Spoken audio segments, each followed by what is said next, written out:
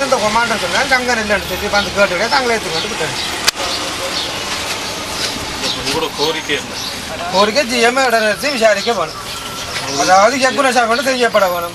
மக்களால் அனைவருக்கும் செய்யப்பட வேணும். மற்றது ஊழலுக்கு எதிரான நாங்கள் விட்ட ஊழல்கள் அதை விசாரணை செய்யவும்.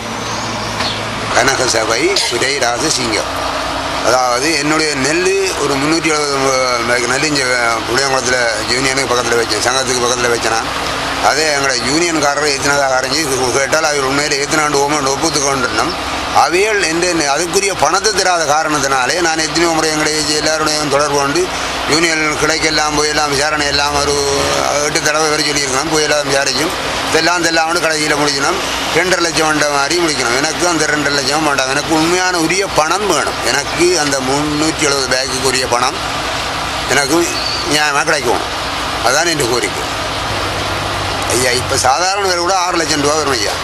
6 லட்சம் தந்தால் நான் எனது உண்ணாவிரத்தை விடுவேன்.